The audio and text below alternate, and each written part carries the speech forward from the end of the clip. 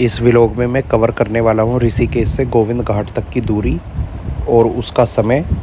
हम गुरुद्वारे में किस तरीके से स्टे करते हैं, क्या करते हैं, वो सारी चीज़ें इसमें कवर करूँगा। रास्ते का व्यू भी कवर करूँगा मैं। अभी हम जा रहे हैं ऋषिकेश से गोविंद घाट, और ऋषिकेश से अभी हम निकले हैं, मॉर्निंग का समय है। ऋषिकेश से गोविंद घाट की दूरी 265 किलोमीटर है। यहाँ से हम गोविंद घाट रुकेंगे। घाट से फिर 11-12 किलोमीटर की चढ़ाई करने के बाद गोविंद धाम रुकेंगे। उसके बाद फिर हम 8 किलोमीटर की चढ़ाई कर कर हेमकुंड पहुंचकर गुरुद्वारे के दर्शन करेंगे। तो अभी हम आ चुके हैं देवप्रयाग, और ये देखिए कितना अच्छा नज़ारा है यहाँ का।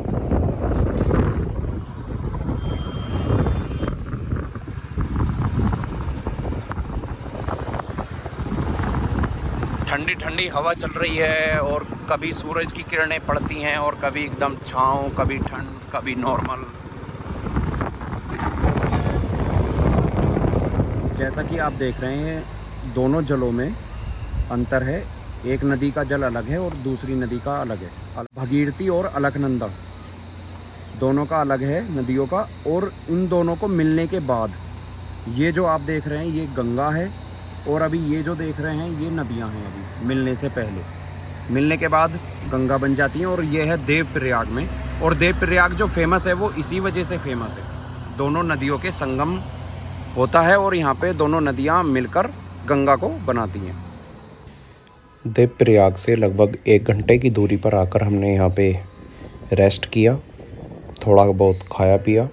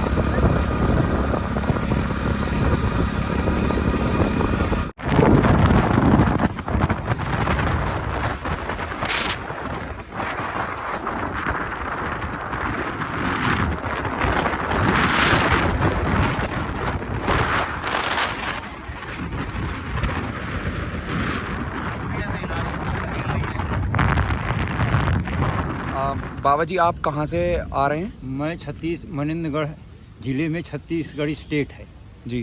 तो मैं वहाँ से चला हूँ 21 दिसंबर 2021 को। अच्छा। और पूरा मध्य प्रदेश पार करते हुए पैदल? पैदल। हाँ। और उत्तर प्रदेश प्रवेश किया, चित्रकूट, प्रयागराज, फिर काशी, अयोध्या, नैमिषारण्य। अच्छा, आपकी रुकने की व्यवस्था कहाँ की? मथुरा, और आपके वृंदावन, गोवर्धन, बरसाने, नंदगांव, इसके बाद गोकुल जी और रमन रेती जी। बलदेवा होते हुए फिर मैं राया, विक्टोरी, अलीगढ़, फिर अलीगढ़ से सीधे बुलंदशहर, बुलंदशहर से हापुड़ से मेरठ। तो अब आप हेमकुंड तक जाओगे? मैं हेमकुंड में माना तक जाऊंगा। हाँ। और माना में मैं तिरंगा झंडा लहराऊंगा और भगवा ध्वज फहराऊंगा। बाबा, हम तो बाइक से आए हैं यूपी से, और हम तो बाइक से भी परेशान हो गए, मतलब थक गए, और आप पैदल इस उम्र में? ये सब ऊपर वाला ऊर्जा दे रहा है। हाँ, ये तो सब है। उसकी देन है, मेरी कोई क्षमता नहीं। आपकी रुकने की व्यवस्था कहाँ होती है? मेरी बस ऐसे आश्रम में पहले तो मैं रुकता था बीच प्रदेश में। राष्ट्रीय स्वयंसेवक संघ बहुत ही सक्रिय है, और वास्तव में वो हिंदुत्व के लिए बहुत ही बड़ा काम कर रहा। लेकिन जैसे ही मैं उत्तराखंड में प्रवेश किया, मुझे इतने बड़े जनहित कार्य के लिए, राष्ट्र की एकता, अखंडता की सुरक्षा और भारत को विश्व मानचित्र में प्रथम स्थान दिलाए जाने हेतु परमपिता परमात्मा श्री राम से अनुरोध करते हुए बद्री विशाल तक जाने के लक्ष्य में उत्तराखंड के हमारे बंधुओं ने, राष्ट्रीय स्वयंसेवक के बंधुओं ने उतना इंटरेस्ट नहीं लिया। इस बात का हमें खेद है, लेकिन मैं उस संगठन से जुड़ा हूँ। उनको समझाऊंगा कि राष्ट्र के प्रति अपना समर्पण होना चाहिए। अभी वो नवयुवक हैं और मैं उनका के लिए कोई आलोचना का बिंदु नहीं देता हूँ, लेकिन राष्ट्रीयता के प्रति समर्पण की भावना उनमें और जागृत करने की आवश्यकता है। तो अभी हमने यहाँ पे गाड़ी पार्क कर दी है अपनी, मतलब बाइकें 9 बाइकें हैं और 200 रुपये पार्किंग है। अभी इन्होंने थोड़े रेट बढ़ा दिए हैं, पहले 100 रुपये थी और गाड़ी की पार्किंग पहले 300 की थी और अब जैसा कि आप देख रहे हैं कि कार पार्किंग 600 रुपये इन्होंने कर दी है। तो ये यहाँ से व्यू है और मैं आपको बर्फ़ भी दिखा देता हूँ थोड़ा। ये देखिए चोटी पे बर्फ़ है और उसका ही ये जो पानी आ रहा है ये सारा उसी का पिघल के आ रहा है। और बहुत ठंडा मौसम है, बहुत ज़्यादा ठंड लग रही है। तो अभी हम रात को यहाँ पे रुकने वाले हैं, फिर इसके बाद मैं आपको हेमकुंड साहिब के रास्ता और उसके दर्शन कराऊंगा। आप गोविंद घाट से गोविंद धाम तक हेलीकॉप्टर से भी जा सकते हैं, जिसका किराया 2975 रुपये है। 80 किलो से ऊपर वेट होने पर केजी 75 रुपये आपका टिकट में ऐड होता है।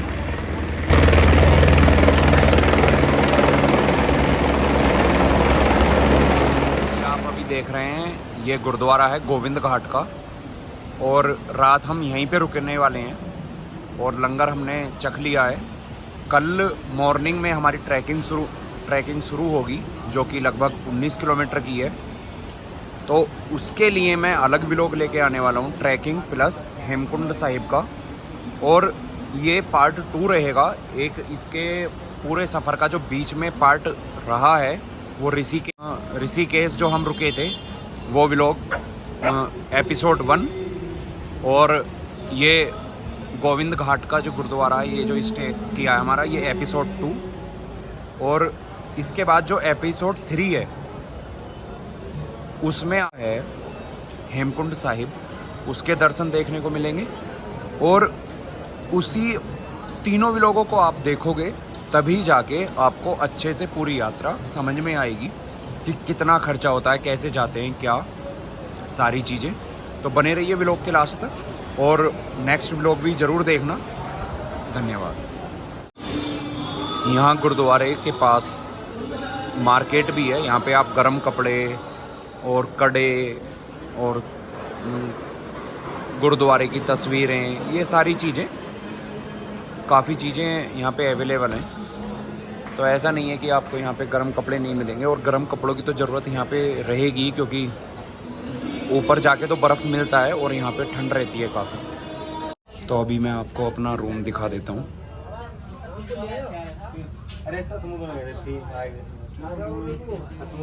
तो ये हमारा रूम है और मैं हूँ सबसे ऊपर यहाँ पे। तो अभी मैं आपको व्यू दिखा देता हूँ अपनी बालकनी से कि हमारी बालकनी से, गुरुद्वारे की बालकनी से क्या व्यू आ रहा है।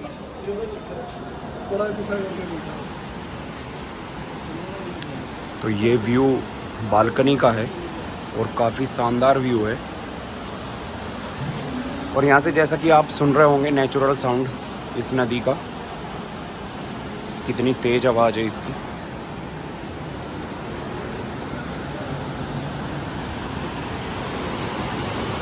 हम आए हैं यहाँ पे बाइक से, और अगर आपका भी आना हो तो बाइक से ही आने की ज़्यादा कोशिश करना, क्योंकि हमने कारों वाले देखे हैं कि जाम में खड़े रहे 3-3, 4-4 घंटे, और इतना लंबा जाम कि बिल्कुल परेशान, देख कर ही परेशान कर देने वाला जाम था। तो कोशिश करना कि बाइक से आओ। तो बाइक से हम ज़्यादा देर नहीं रुके जाम में, टाइम से ही आ गए थे यहाँ। और यहाँ की व्यवस्था बहुत अच्छी है, यहाँ पे आपको किसी तरीके की कोई दिक्कत नहीं होगी। खाने पीना रहना सब कुछ अवेलेबल है। और ये जो आप बिल्कुल चोटी पे देख रहे हैं पहाड़ की, ये है बर्फ़। और ये पुल जो है, ये इस पुल से स्टार्ट होती है ट्रैकिंग।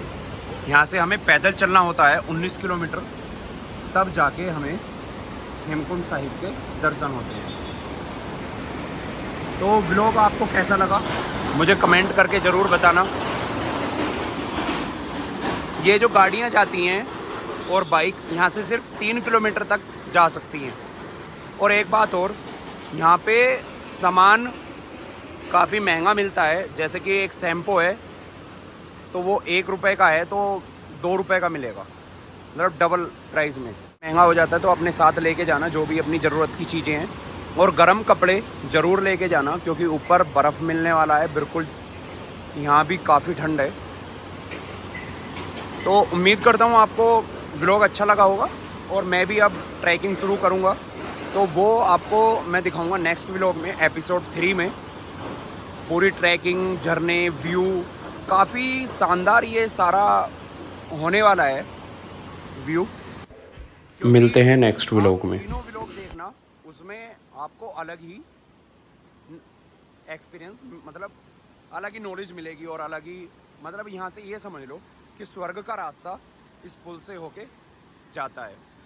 तो काफ़ी अच्छा नज़ारा है, ठंडा मौसम है, झरना है, मतलब हर चीज़ यहाँ पे अवेलेबल है। तो उम्मीद करता हूँ कि आपका भी कभी आना हो तो ज़रूर आना यहाँ पे।